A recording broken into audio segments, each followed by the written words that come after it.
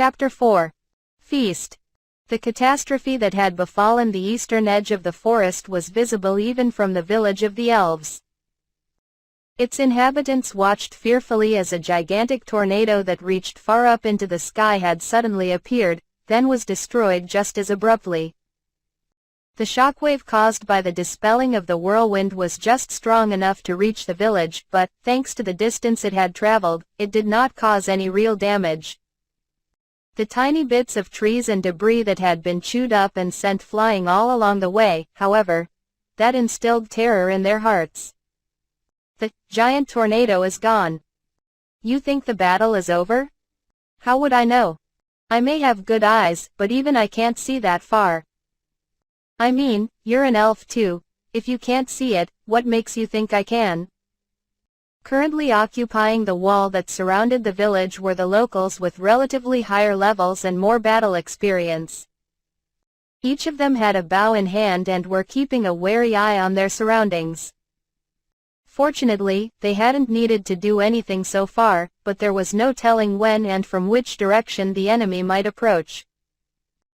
The calamity occurring in the distance did little to calm their nerves. Speaking of elves, how crazy was Ifil-san's archery just now? My ears are still ringing.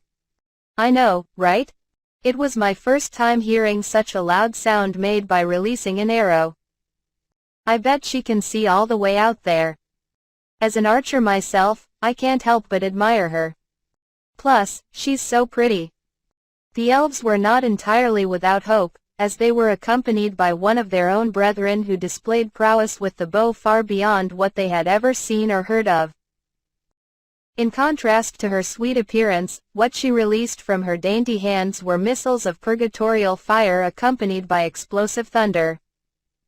With her hawk-like eyes that seemed to transcend the concept of distance, she dealt death from incredible range with pinpoint accuracy. None of the other elves knew for sure whether Ifil landed all her shots or not. But that wasn't so important. What mattered was that every time she let an arrow fly, it instilled a rush of excitement within them. Again and again, their hearts tightened with bursts of encouragement. Ifil-san, is the battle over? Nelas asked, climbing up the stairs to the top of the wall. Ifil, however, seemed slightly out of it, and could only manage a distracted, Nelas-sama. Your face looks slightly flushed, noted the elder before coming to a realization. Is this a side effect of the magic you were using? Medical team. Come here, hurry. Ifil-san is in a state of emergency. That's not it. I'm fine, really. Nelas's shout, which had been delivered with his face poking out over the ramparts, sent the rest of the village into a flustered buzz. Ifil-san's hurt. Someone, anyone who can use white magic, hurry to the wall. You there, bring out the most potent potion we have in the village storeroom. There's no time to waste. Leave it to me. Everyone. Please calm down, I'm entirely unharmed. Thanks to Ifil's convincing, if it could be called that, the hubbub quickly subsided. I'm sorry for jumping to conclusions at such a crucial time. Thank you for your concern, Nelas-sama. More importantly, Master's battle has indeed finished. He's returning to the village now. The rest of my companions are also on their way. So you mean to say? Ifil smiled brightly. Yes. The enemy has been annihilated, and the village has been saved. All of the elves on the wall erupted into cheers. Before long, the joy spread to those within the walls, and soon the entire village was bursting with elation. Ifil-san, thank you so much, thank you so much. Many an elf approached Ifil to give their thanks, some crying big, fat tears, and others simply radiating happiness from head to toe. Oh dear, this is quite troubling. I'm not the one they should be thanking. The real credit lies with Master and Ryan-sama, Ifil thought, trying to pull back from the praise. But the fact was, she had contributed immensely to the defending of the village. The rain of her invisible and undetectable arrows had sown terror into the hearts of the enemy and stopped their advance entirely. Consequently, the village had suffered no damage. And furthermore, the figure of her standing up and supporting Kelvin with her bow had greatly encouraged the elves. She was more than deserving of her fair share of praise. Master's words just now, that made me so happy. My woman, was it, lass? With a poof, Ephial's head figuratively exploded with embarrassment. She crumpled to the floor, steam all but rising from the top of her head. Phil-san? Medics. Once again, chaos erupted. Wait, she's already down for the count? Was that too much for her? Gerard had been standing guard in front of the main gate the entire time. His proximity to the defense wall, however, had enabled him to sense Ephial's strange mood ever since she had descended the arrow tower. Gerard, dude, what are you doing? Came Kelvin's voice. Aren't you supposed to focus on staying vigilant? With how obvious she was acting, my king, how can I not tease her a bit? Ever since she got to the wall, she's been zoning out here and there. Considering the timing, the reason for that could only have been what you said at the top of the arrow tower, right? Don't you dare lay AH. Don't you dare finish that sentence. You're going to make me keel over with embarrassment too. Ha ha ha, all right. Oh, looks like Princess and the rest are almost back. Far off in the distance, on the other side of the drawbridge, was a cloud of dust rising up from the forest. The culprits were currently charging straight towards the village gate. Gerard is in sight. We're almost at the finish line. Ha! This time I'm going to win for sure. There was Melfina, running as fast as she could, Ryan, sprinting with electricity crackling all over her body, and Sarah, tearing down the path with gin scrimmage applied to her wings.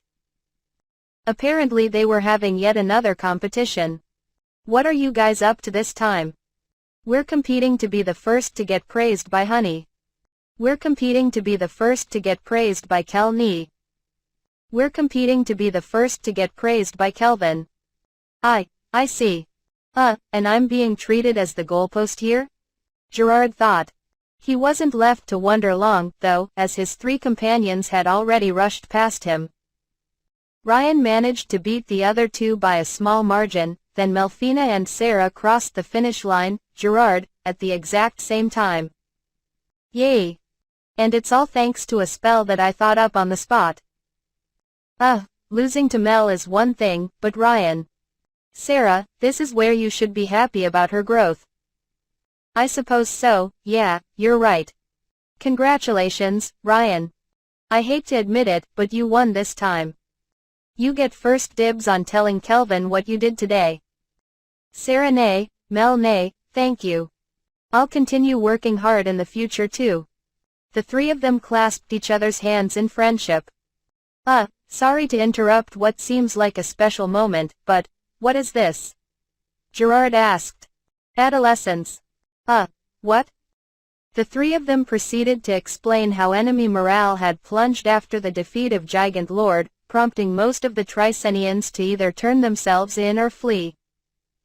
We did a sweep of the area just in case, and somewhere along the way we started competing to see who could round up the most stragglers, Sarah said. And we ended up with pretty much the same number of soldiers, so we decided to make it a race back to the village, Melfina added. It sure was fun, Ryan chimed in. Wasn't it, Alex? The wolf showed his face from Ryan's shadow and barked once in agreement. I have very reliable friends, it seems. Oh, yeah, Gerard, we asked Clotho to bring the people we captured back to the village ahead of us. Did they arrive yet? The last one got here just now. I honestly don't think we can fit another one in. The enemies who had been brought back were all packed inside of a cage that had been set up in the village square. Although the holding facility had been created with extra space just in case, it was now so full that the prisoners inside were all squished up together. Oh, Kelni is back! Ryan cried, pointing towards the eastern sky. Indeed, there was Kelvin's figure, flying low towards them. He looked a bit exhausted, but otherwise none the worse for wear. Hey, guys. Looks like I'm the last one back. Good work out there, everyone. Kel Nee, welcome back. Listen, I defeated this huge monster with just Alex. Seeing Ryan jumping up and down with excitement and pride in such a cute way brought a warm smile to Kelvin's face. I was watching. You did great, Ryan. Hollow diamond, hollow diamond, hollow diamond, hollow diamond, hollow diamond. My gentle patting of Ryan's head put her in high spirits. In the background, Sarah ground her teeth with regret and Melfina murmured, "My, oh my," while looking on with a smile. I pretended not to see Gerard in my peripheral vision, restlessly itching to take my place. My companions warmly welcoming me back was quite a common sight at this point. I was deeply thankful for it, and it made me extremely happy. However, the guilt of having let the enemy general get away was not so easily banished. I had made, not overly relying on stats and skills, my creed and repeated this to my companions many times. But in the end, I was the one who had failed to grasp the concept. My heart was filled with regret. The price for having let Clive go was probably not going to be cheap. Considering what a prideful man he was, there was no telling what cruel and cowardly scheme he might cook up in revenge. Now that he knew my face, not to mention Ephial's, chances were high that he would cross the border and come straight for us. I needed to properly reflect on what had happened, both to avoid a similar outcome in the future and to prevent my companions from being exposed to any further danger. I don't want to regret anything anymore.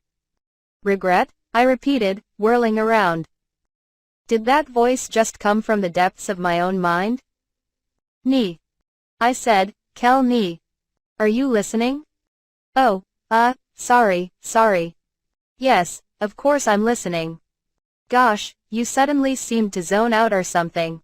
So, back to my story. The giant's body went FWUM. And flames burst. Ryan's heroic retelling seemed like it was going to last a while. I wasn't sure what that voice I'd heard just now was, but what I needed to do at the moment was give Ryan all my attention. That was, after all, my duty as an older brother.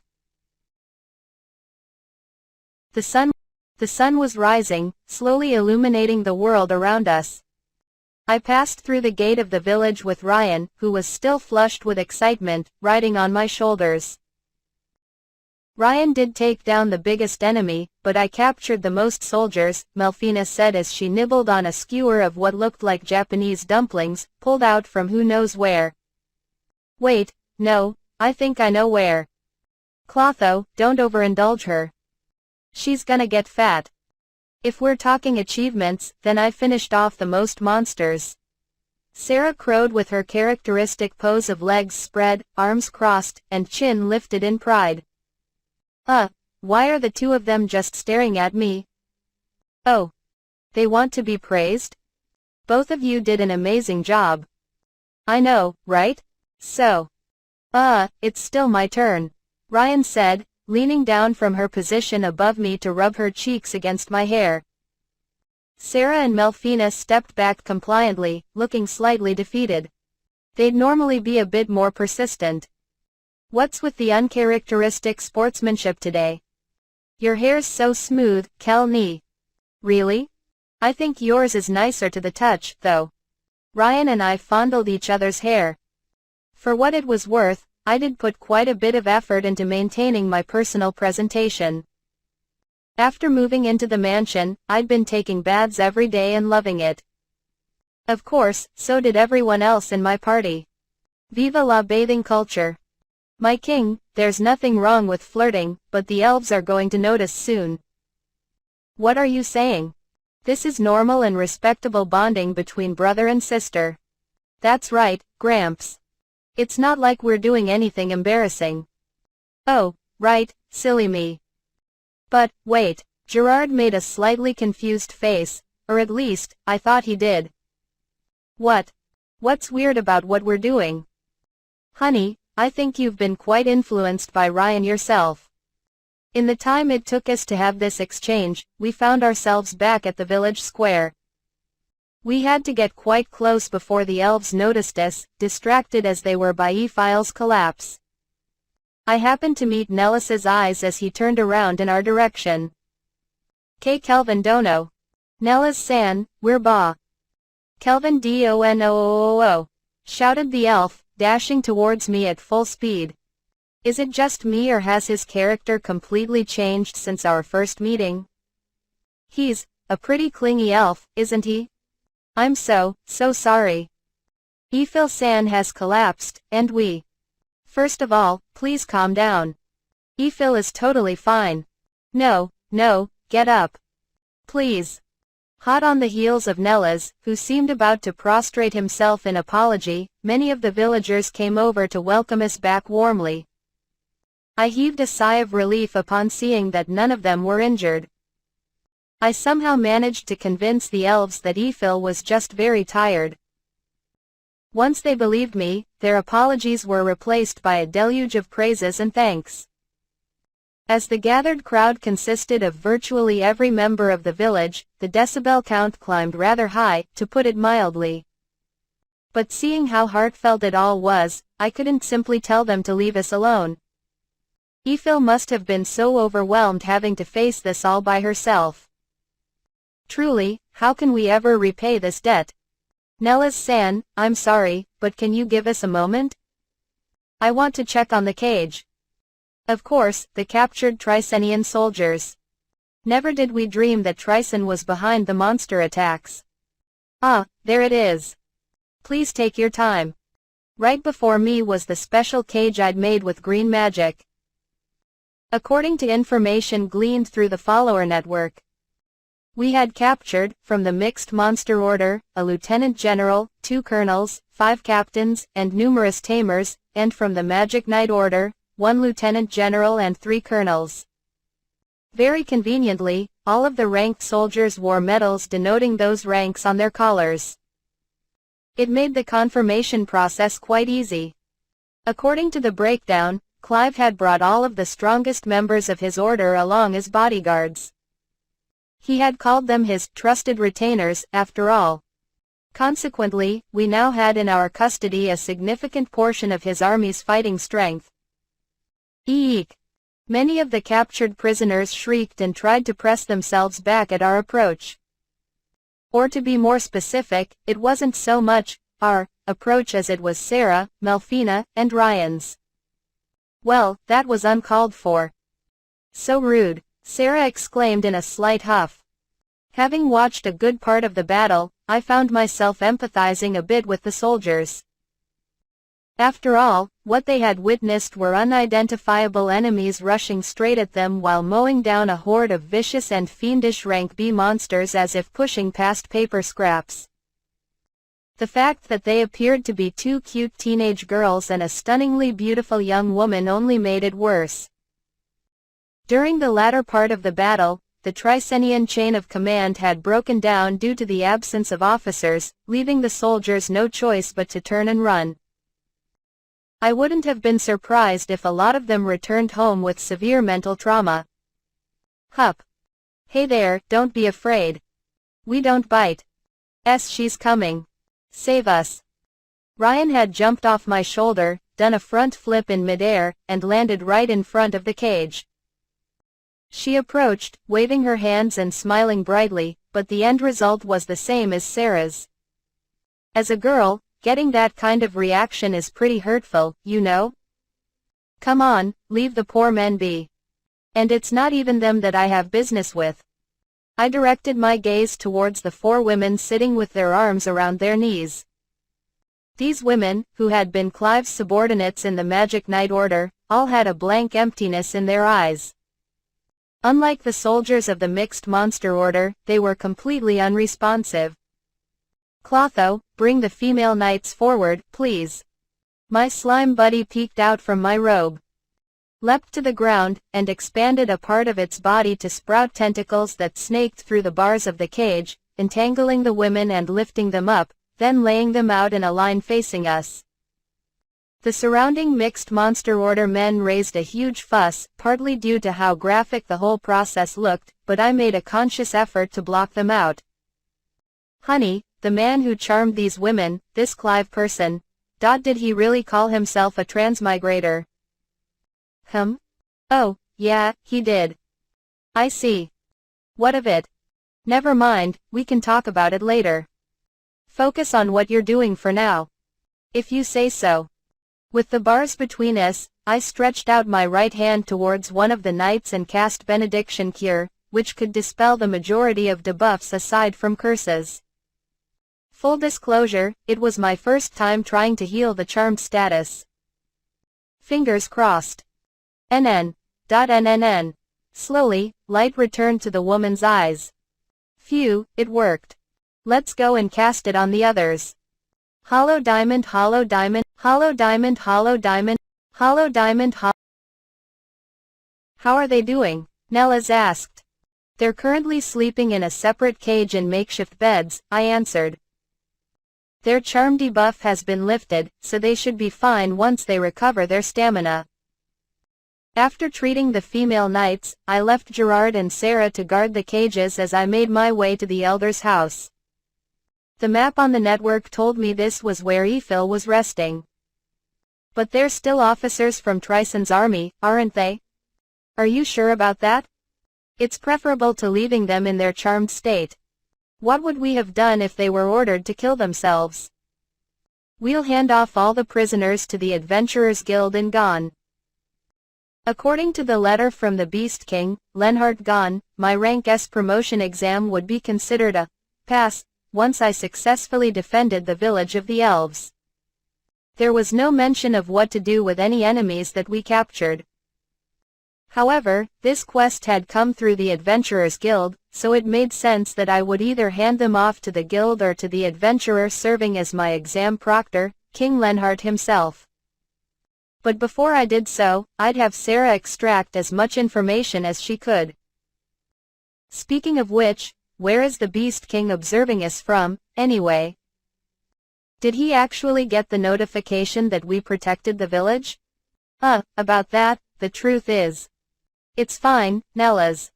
I'll explain it myself, an imperious voice rang out from outside the door. The owner of that voice pulled the door open and entered. It was the serving girl who had poured us tea earlier. And you are? You'll have to pardon my appearance. I am the Beast King of Gon, Lenhart Gon. What? Ryan exclaimed. I somehow managed to prevent it from leaking onto my face, but I was also astonished. I used Analyze Eye on the woman, but her status remained that of a common female elf. The Beast King is a woman? No. I'm using a magic item passed down through our family which enables me to take on the appearances of others. In short, it's an illusion. Unfortunately, I am a man. I stayed close by in case anything went wrong, but it seems you've resolved the situation without needing my help. Lenhart laughed smugly, clearly emanating a gotcha aura. A magic item that can fabricate not only appearance but also status? Considering its capability, it must be rank S. Are you sure about revealing the existence of a national treasure so openly, Your Majesty? I asked carefully. You tell me. I believe I've gotten a pretty good grasp on your character while observing how you handled this battle. What's more, you're now the village's champion. Isn't that right, Nellas? Without a doubt, Your Majesty. Lenhart threw himself onto the sofa across from me. Kelvin, I give you a pass for this exam. There was no damage to the village at all, and you even exposed the mastermind behind the enemy force. That said, I do have to deduct a few points for the damage to the forest itself. I'm terribly sorry about that. Even so, I'm extremely satisfied with the result. If we had dispatched a squad of our finest, the forest would have suffered even greater damage. Thank you for what you've done. Lenhart lowered his head deeply. At the moment, he looked like a normal village girl, but I didn't feel that humbling himself was something he should be doing in his own territory.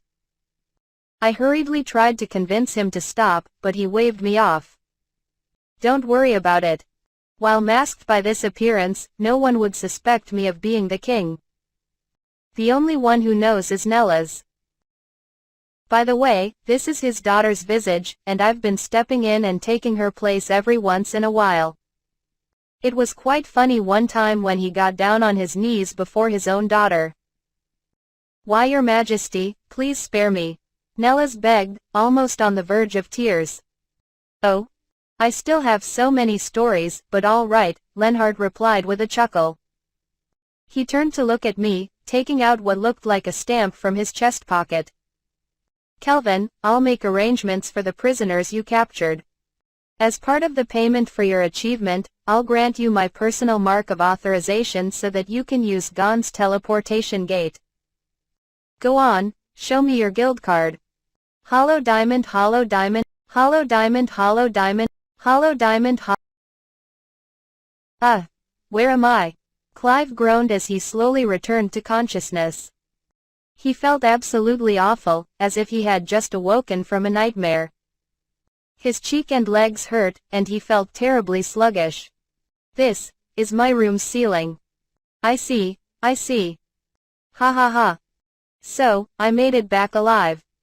Although he still felt like shit, laughter bubbled up from his throat. It was a real pity he hadn't managed to kill that goddamn impertinent black-robed asshole, but there would be plenty of chances in the future. The young man himself might be strong, but he seemed to have plenty of companions that could be used as leverage. That's right. This time, I'll use my charm eye.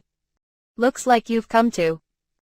Clive turned his head to the right and saw the figure of a blond man he knew well. What are you doing here, Tristan? And it wasn't just Tristan. He realized that his own subordinates were also present, standing in a circle around his bed. Did you all come to check up on me, kiddies? Oh, that's right. Tristan, you saved me back there. Good job getting me out. How could I not? You're a transmigrator, your body is a world treasure. I only made the obvious choice. Ha ha ha, you really do get me. It was the same when you recommended me for the position of General of the Magic Knight Order back in the day. You really do have an eye for value. Well, your predecessor had just resigned, but speaking of that, it's already been 2 years since you came to Tryson, hasn't it? Time sure flies. Thanks to you, it's been a very enjoyable 2 years. Oh, you want to take one of my kiddies home with you? I'll give you your pick as thanks. When Clive tried to sit up, he realized that his hands, arms, neck, chest, and thighs were all tightly bound to the bed with rope-like restraints. He couldn't move an inch. What is this, Tristan? You finally noticed? I guess your dull head needed some time to fully wake up, Tristan replied, tapping his temple with an index finger, his mouth twisting into a smile. Clive recognized this smile of Tristan's. He had seen it before when, on a whim, he had responded to a summoning of the generals and seen Tristan sneering at General Dan of the Steel Knight Order. The smile was a telltale sign that Tristan was up to no good. Because they were similar in character, Clive was closer to him than to the other generals and could see through this habit of his. A cold sweat broke out over his forehead. See, come on, man, spare me the weird jokes, will you? Joke? What is the joke? Is it how you arbitrarily mobilized both the Mixed Monster Order and the Magic Knight Order but then lost to mere adventurers and came crawling back with your tail between your legs? What are you saying? That was. You were the one who persuaded me to go. And I only mobilized my own Magic Knight Order. No, what are you saying? The one who gave the orders to the officers of my Mixed Monster Order and brought my men and monsters out was you, Clive. What the fuck? Clive clenched his muscles in an attempt to free himself. Ropes like these, I'll just use my magi. It won't work. Those are special items that nullify magic. The only people who'd be able to break free with raw power are probably Prince Asgrad and General Dan. Oh, and in case you're curious, I've already reported to King Zell that you died in battle. What exactly do you want? Clive demanded with an accusatory glare. His target, however, was entirely unfazed. I said it, didn't I? Who you are inside is one thing, but as a transmigrator, your body is priceless. Otherworlders are rare in this world, but actual transmigrators, those are even more so. I might not meet another one even if I waited centuries, so how can I let this wonderful body of yours slip through my fingers? Tristan signaled the knights nearby with his eyes. They parted left and right, revealing a large serving cart that looked like a table on wheels. The numerous objects arranged on top rattled slightly as one of the women pushed the cart close to where Clive lay. Little kitties, what are you doing? The protagonist is in a pinch here. Help me already. Don't bother. Did you think your rank A concealment was enough to hide the fact that you'd cast Charm Eye on the entire Magic Knight Order? The reason the country turned a blind eye to it so far was because of how much you were worth. Tryson is a meritocracy, so its people are willing to overlook certain things if you bring enough to the table. However, you messed up. Big time. That changes things. Now, the Magic Knight Order has become mine. I'm the new acting general. What did you say? Tristan picked up an object from the cart. It was a dagger, and it was radiating a hair-raisingly ominous aura. My regular merchant is a resourceful guy. Isn't it amazing? Take a look, all of these are cursed weapons. Oh, wow, this one just looks wicked, doesn't it? What are you planning to do? Hey, don't worry, I won't kill you. No, your body is too precious to let it die. A squish sounded as the rusty blade pierced Clive's right shoulder. HNGG, ah. These cursed blades hurt so badly that you feel like fainting, no? But don't worry. I won't let that happen. The general summoned a taper-like monster next to Clive's pillow. This monster, called an Incubaku, is extremely weak but possesses the ability to unlock someone's emotions by eating the dreams of another. Just like this. The Incubaku opened and closed its mouth several times over Clive's head. Consequently, his consciousness, which had been attempting to detach itself from the pain, was yanked back to reality. Right back to where the pain was lying in wait. Fuck yoouuu.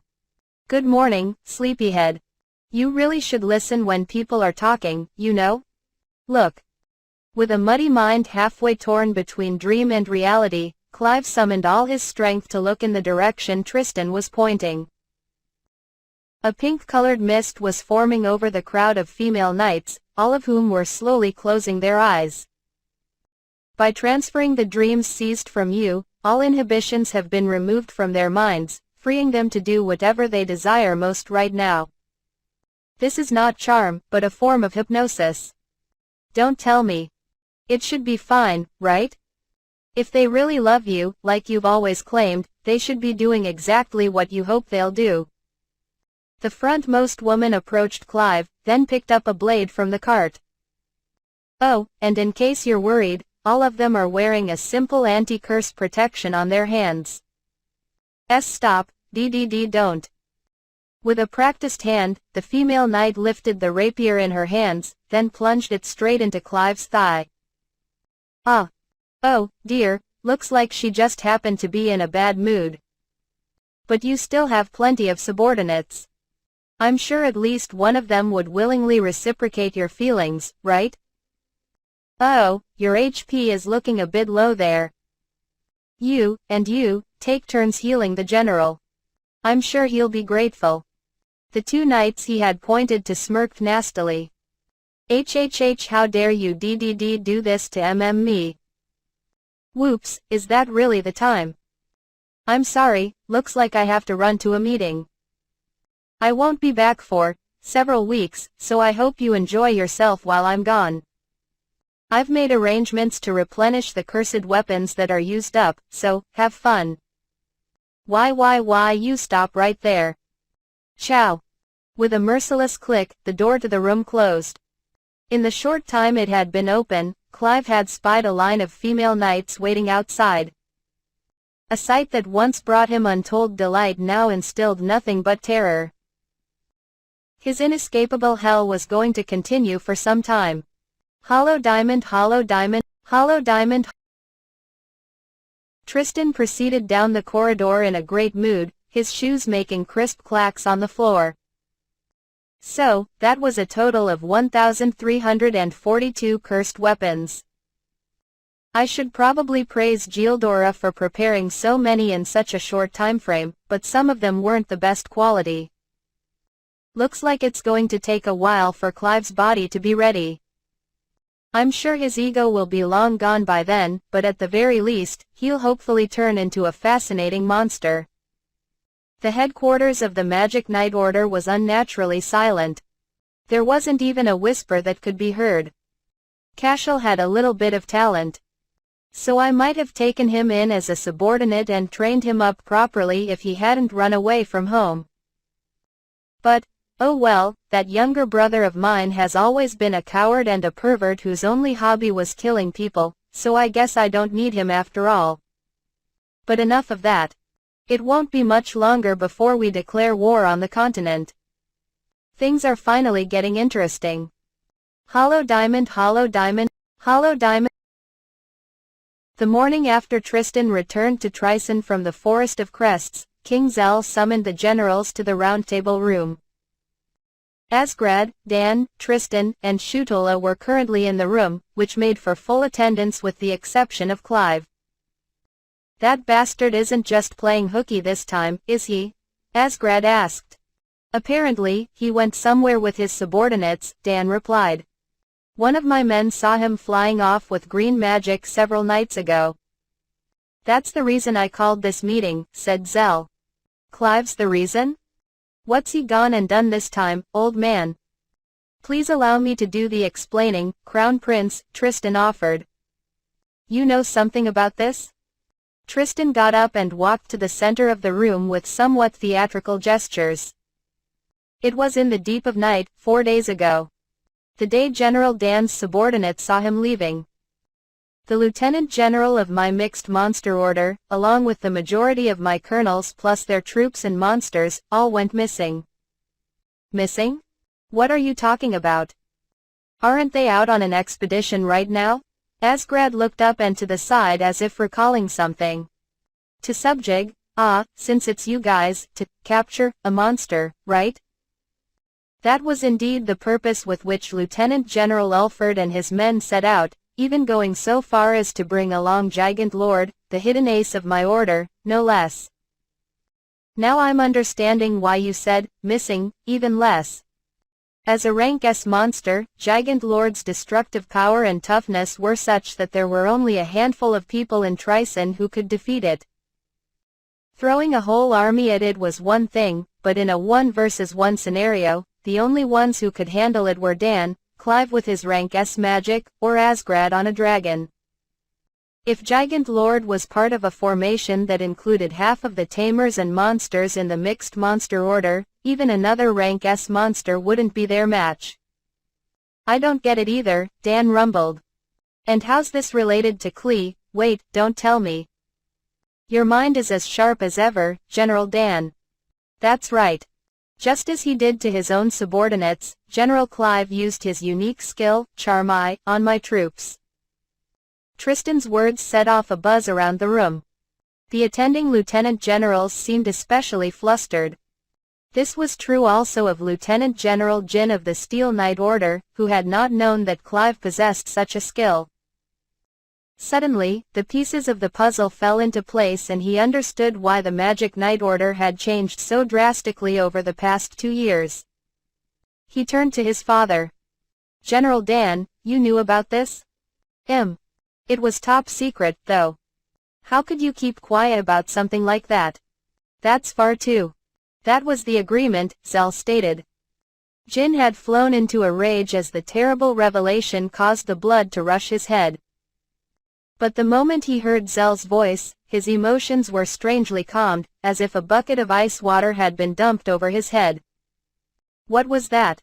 He thought to himself, feeling a cold sweat trickling down his back. He hadn't the faintest idea what had just been done to him. Paying the young man no attention, King Zell continued to speak. Who remembers when Clive's predecessor, Lunor Victoria, left our army along with her lieutenant general? Lunor, haven't heard that name in quite a while, Asgrad replied with a nostalgic look. Aside from Dan, she's the only one who's ever been able to match my spear. She was the youngest Tricenian general in history, wasn't she? Fearful is the power of youth indeed. If I remember correctly, she simply left a note behind and slipped out in the dead of night. What a pity, truly. Tristan trailed off. Zell nodded gravely. Indeed, the hole left in our army by her absence was massive. We tried searching for her but to no avail. And equally fruitless was our search for someone to succeed her. And that's when that bastard Clive appeared, Asgrad finished. 2 years ago, several days after Lunuar's disappearance, word had spread of a remarkable green mage. The man's magic far exceeded the abilities of anyone in Tricen, particularly in the realm of defense. Furthermore, he possessed a face and voice that seemed far too perfect for normal men. It was only a matter of time before his name became known. Naturally, Tricen had reached out to the man. Clive. The country had hoped he would be capable of filling Lunuar's shoes. He was secretly invited to Tricen Castle and subjected to intense scrutiny. The man's response to the offer, however, beggared belief. If it's a workplace with lots of girls, then maybe I can consider it. It was a train of thought that seemed to belong to a puerile boy who'd retained his immature mental age while growing into the body of an adult. Those evaluating him despaired. They chastised themselves for having been taken in by mere rumors.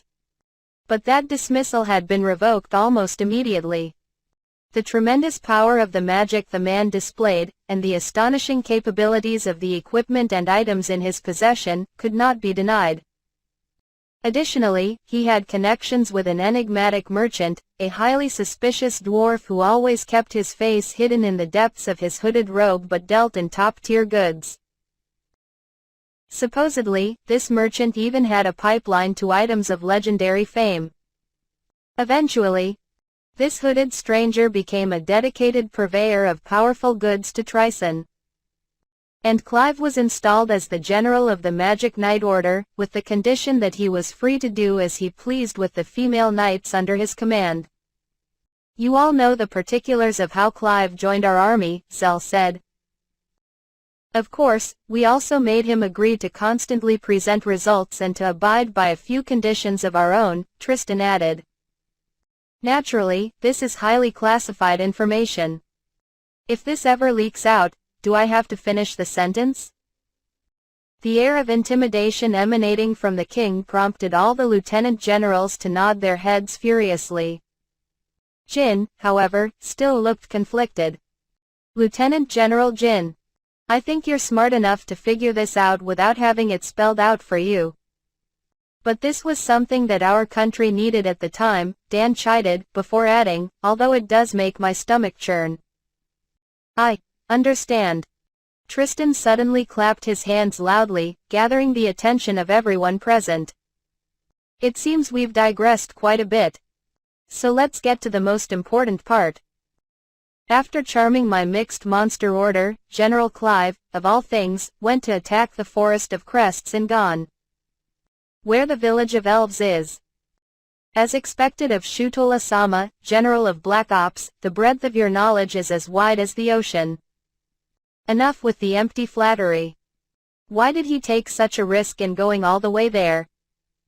Using the Magic Knight Order, for which we've given tacit consent for that bastard to do with as he pleased, is one thing. We cannot overlook him seizing control of another order, Asgrad spat with a grimace. Everyone, I ask you to think about this very carefully. We're talking about General Clive on one side, and elves on the other. Isn't it obvious what was going through his mind? He went there to kidnap them. An awkward silence filled the room. Come on, even that bastard wouldn't go that far. And yet, esteemed brother, there have indeed been reports of monsters kidnapping elves of late. I suppose we'll never know for sure, Tristan stated, regaining control of the conversation. After all, General Clive lost his life in action. What? Clive? Dead? That's right. A group of adventurers who happened to be in the village turned the tables on him. You're joking, Asgrad cried, pounding the table in agitation. That bastard may be a hopeless lust demon, but he had the strength to back it up. He's worlds apart from that pathetic figurehead, Kristoff. Hold on, please let me finish. I happened to get a look at this adventurer by using one of my beloved monsters. To my surprise, his appearance is a perfect match for the adventurer who supposedly accompanied the heroes during their takedown of Kristoff. Do you remember the report that you presented earlier, Shutola-sama? Ah, that one. You were the one who asked for it, esteemed brother. As part of our investigation of the heroes, we caught wind of an adventurer from Parth who's abruptly risen to prominence over the past few months. His name is Kelvin, if I remember correctly.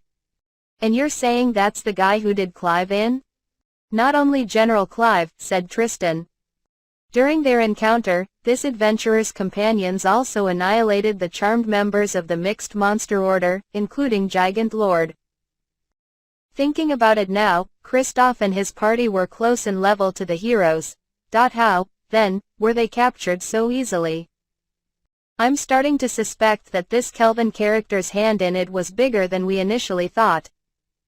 The dots do seem to connect, Dan murmured thoughtfully. What is this newcomer like? Having remained silent until then, King Zell finally showed some interest. At the risk of sounding dramatic, he has the appearance of the Grim Reaper.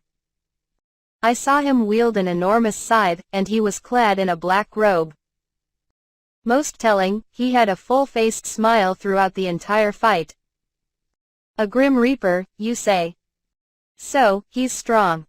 Ha ha ha, of all people to catch the attention of, that Clive bastard went and encountered a Grim Reaper. Tristan's circumstances were worse than ever. Yet both King Zell and Prince Asgrad appeared to be in a good mood, although for rather different reasons. I ask you once more, what is it that our country should be doing now?